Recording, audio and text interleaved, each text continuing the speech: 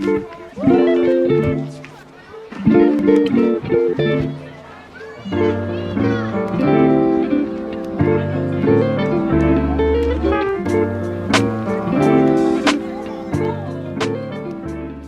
covered DIY gel-X nails, but what about cuticle care?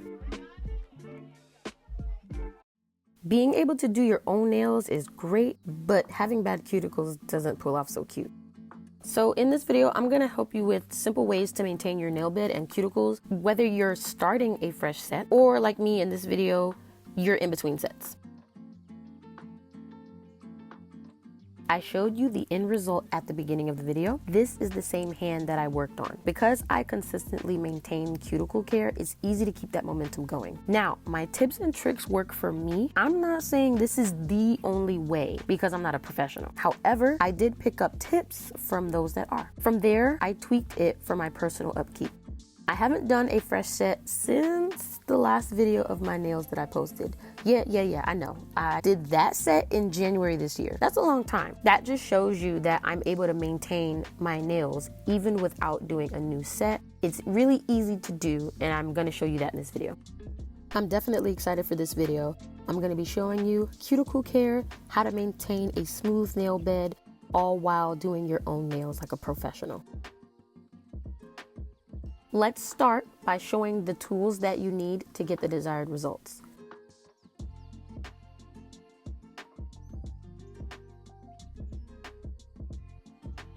The first tool I'm showing is the cuticle nipper. This tool is great, but it's a little scary sometimes to use because if you don't use it properly, you can damage your cuticles pretty badly, which I've done a few times. So I use it to a minimum and as needed.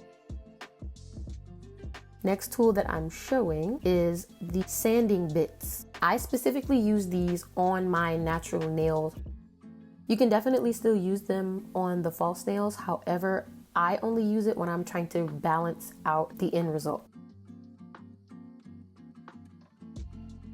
To reiterate, I use the sanding bits on my natural nail when I am taking down any product around the cuticle area of my nail bed. Let's talk about the grit of sanding bands that you should use. So the two bits that I'm showing, one of them has a 150 grit. The other one is a much coarse grit. I don't remember the grit on it. It might be number 80. The little box that I'm pulling out, that is the 150 grit. The higher the grit gets, the softer it is. So I use the 150 grit when I'm taking off the full cover nail from my cuticle. I use the 240, which I'll show you in a moment. I use that on my natural nail.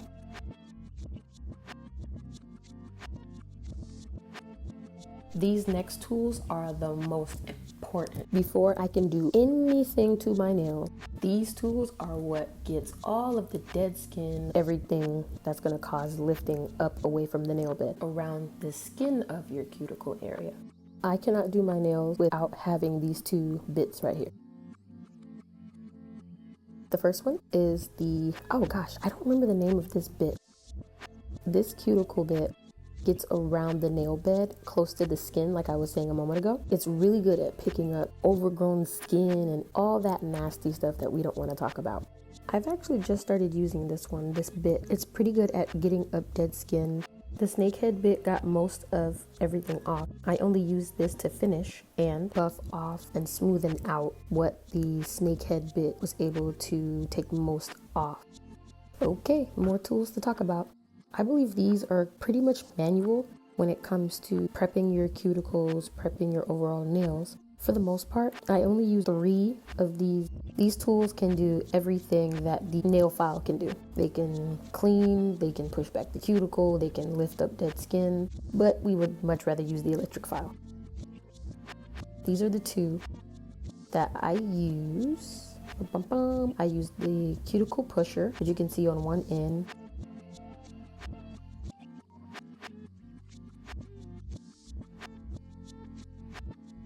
And the curved end one, that one I've used to clean any maybe dust or dirt that's gotten under my nails. I don't really use it for prepping necessarily.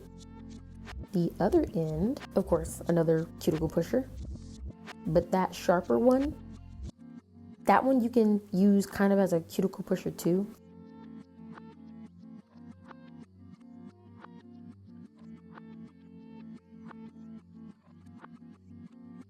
I believe that one is a skin cutter. Not to actually cut the skin, cut it back off of the nail bed. I was trying my best to find the name of each tool. I couldn't quite find the name for this one. Like I said, this tool can be used to push back the skin on your nail bed and take the dead skin that causes false nails to lift.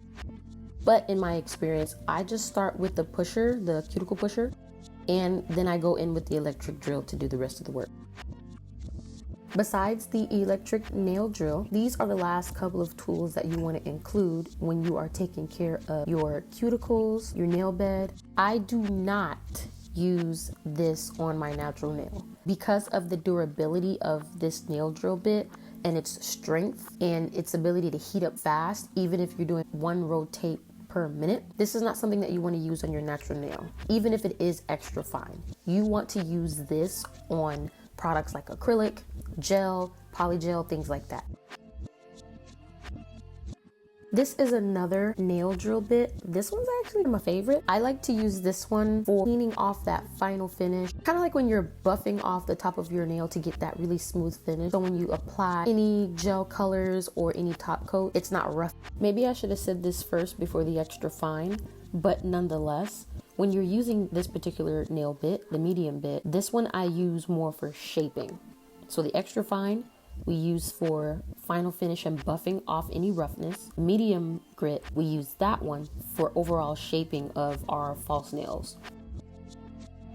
And the electric drill, I learned that the more RPMs a machine has, the more powerful. You're able to change the direction, F for forward, R for reverse, and you can also pause. Oh, and you turn it on from the knob at the top. As I assess my nails, look at my hands, it has been probably 1 or 2 weeks since I've redone this in-between set, if I could call it that. So yeah, just looking at my cuticles, they look great. Like I said, I try my best to maintain them even when I'm not doing a fresh set. We're actually going to go in and start pushing on the cuticles so we can get that skin off of the nail bed and we can properly use the sanding band.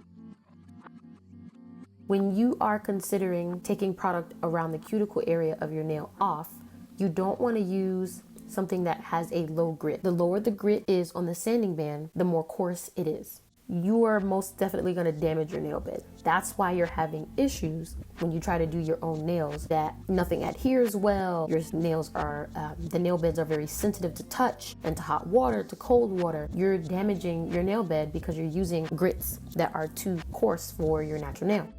For more control and a better, smoother outcome along your cuticle and nail bed, use a sanding band like this one, or a sanding band like this one. This is number 150.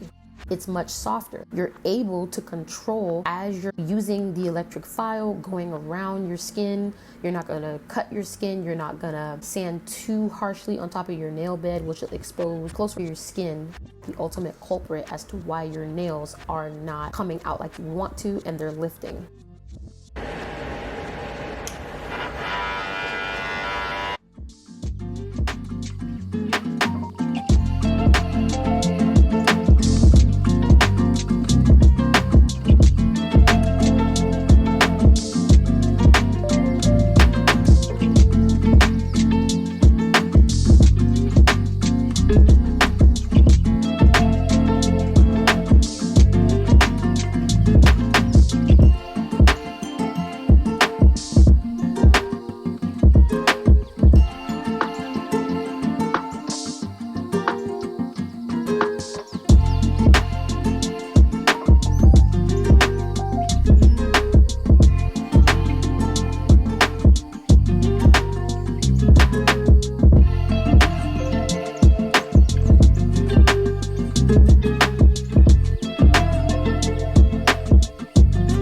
This is going to be the point where you want to stop. You don't want to go any further. As you can see, everything looks smooth. It doesn't even look like I have a hard gel that has been extended all over my nail. Now we are going to go into using that snakehead cuticle cleaner bit to get under the skin to lift away dead skin. We've already pushed back the cuticle, which is going to make it so much easier for us to use this bit to get under the skin of your cuticle and around the edge of the nail bed where the skin and the nail bed meet. One point I want to stress is you don't have to press down hard. Just like with the sanding bit, you don't want to press down hard with the snakehead cuticle cleaner because you're actually going to create like this little trench around your nail bed, and you don't want that. That's a part of the reason why your nail bed doesn't look clean, put together, and smooth. You're pressing down way too hard with the drill bits. The drill bits are going to do all the work that you need, so you don't have to press that hard. Light pressure is just enough. Take a look at how the bit, as I'm using light pressure, is pulling up quite a bit of dead skin. You don't have to do a lot. Make it easy on yourself. See all of that excess skin and just stuff that you really have to get off of your nail bed around the cuticle. Yeah, it's really important. Using light pressure is way better because you can come behind and fix the fact that you didn't put enough pressure. Too much pressure, you can't undo that.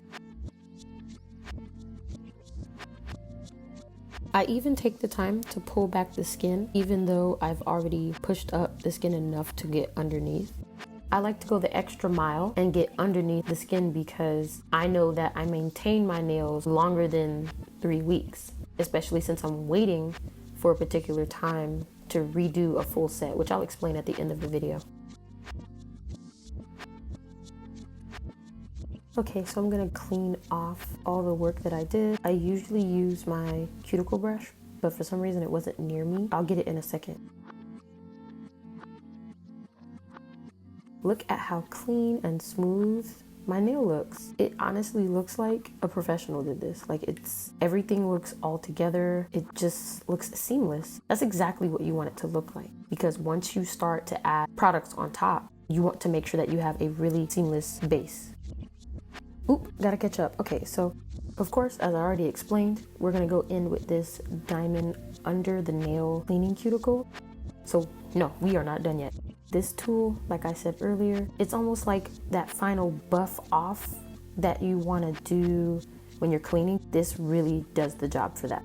So it's a really simple, fast part of the cuticle maintenance.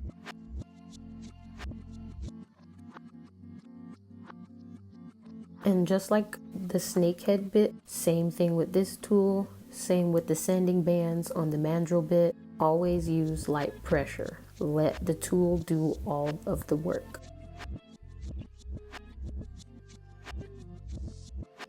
There's my cuticle brush. Let's go ahead and clean it with the alcohol. All right, so this is the overall final destination that you want. You can't tell me that does not look seamless. Our nail bed is intact. Nothing has been over sanded because we maintain the nail bed and use the proper tools in order to get to this point. Oh God, I have not been in the frame the whole time. Shenanigans, not even recording properly. But anyway, we're gonna go ahead and move on and do that process to each nail. Let's move through this quickly. Time elapsed. Splat. It looks the exact same. Nothing is over sanded. Nothing looks like you did a little too much, baby. Just right. Done just right. Look at how seamless that looks. I am gonna go ahead and speed through this part. Basically the same thing we've been doing, just to the other nails.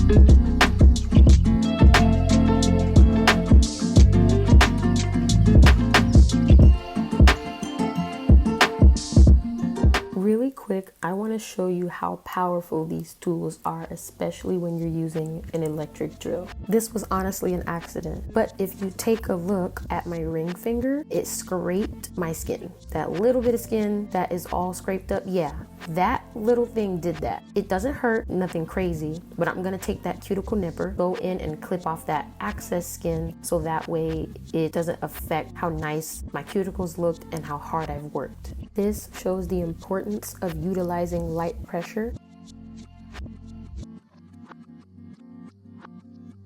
Ooh, look at that thing. Yeah, buddy. I hate to sound like a broken record, but the proof is in the video, baby. When you make sure you're utilizing the tools you have properly, you are able to get these types of results. You don't want your nail bed to look like you took a jackhammer to it.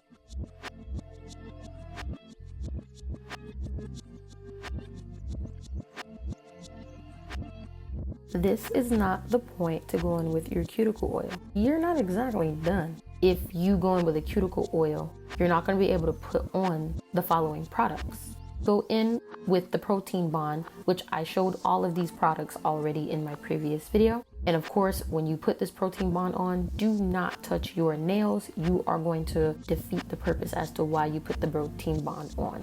The bottle is small for a reason. You don't need a lot of this when you are applying it to the cuticle area. On Young Nails' YouTube channel, they gauge exactly how much you need to put on. Once you have put one layer on all 10 fingers, let that dry for a little minute and then apply another coat to all 10 fingers again in the cuticle area.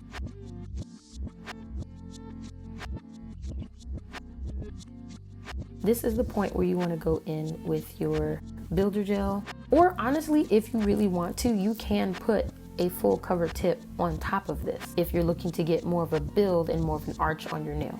I've done that before as well, and it looks very seamless, especially since the base is seamless.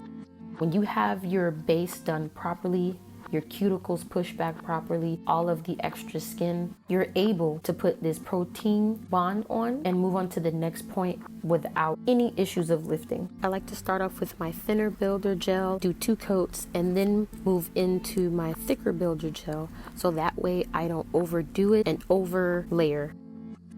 I'm going to speed through this next part because it's basically everything that I did in my previous nail video.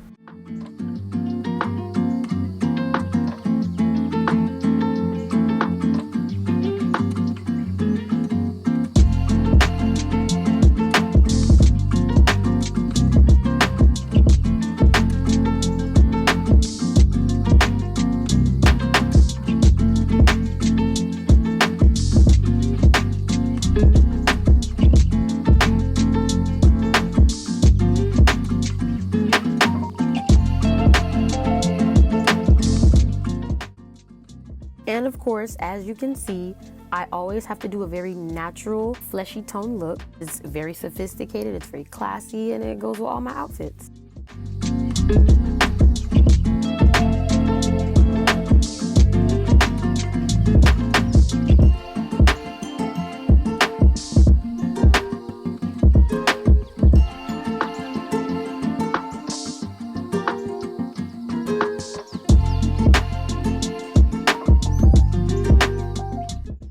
Little backstory, I've been invited to a wedding, and because of how I do my own DIY Gelix nails, it's best that I wait until that time to do a new set. Just a quick note about this particular product I'm showing. It was an accidental discovery. It's supposed to be a polish remover, more so for the products with this company 10/10. But it has a dry oil texture, so I use it as a cuticle oil.